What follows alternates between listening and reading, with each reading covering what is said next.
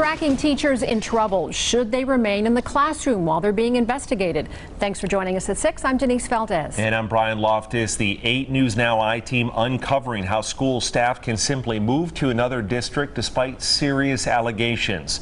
The I-team's Vanessa Murphy here with a follow-up to a story she first broke Friday.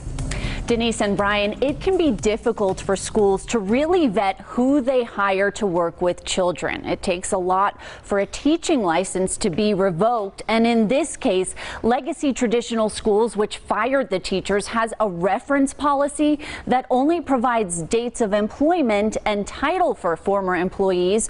So when other schools are calling for a reference check, they wouldn't be informed the teachers were fired and being investigated. The proof is evident and the presumption is great that these crimes were committed. Judge Susan Balcom saying the allegations against Victoria Welling, Christopher Olmsted, and Andrea Fuentes Soto are so egregious they should be in jail. They're accused of taking part in a scheme to steal nearly $154,000 of COVID-19 relief funding set aside for school projects. I am Victoria Welling. Welling was the principal at Legacy Traditional School Southwest Campus. Olmsted and Fuentes Soto were teachers there.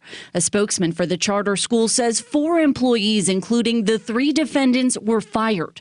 That was late last year. And since then, while they were being investigated and before they were charged in July, the 8 News Now I-team has learned Welling and Olmsted took new jobs to continue to work with children. A spokesman for York County, South Carolina schools says Olmsted was hired in January to teach middle school. The I-team has learned Welling had been hired by the Clark County School District to start working as an assistant principal at A-Tech in July.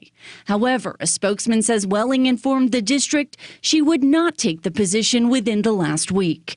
Both York and CCSD say background checks were done and both candidates passed. Their felony cases in Las Vegas Justice Court wouldn't show up. The arrest warrants were recently issued and they haven't been convicted. All 3 have active teaching licenses in the state of Nevada. It appears Olmsted does not have an active teaching license in South Carolina. And the spokesman says his employment for the next school year is pending based on the district receiving the license from the Department of Ed there.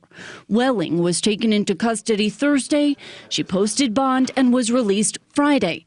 As of Tuesday evening, Olmsted and Fuentes Soto remain in jail. The bond for all 3, the exact same amount which police say was stolen. Not only to maintain the safety of the community, but to assure your appearance in court. Christopher Olmsted was also a summer employee at the YMCA here in Southern Nevada. A spokeswoman says he didn't have access to money, but the Y and Olmsted have, quote, severed their relationship.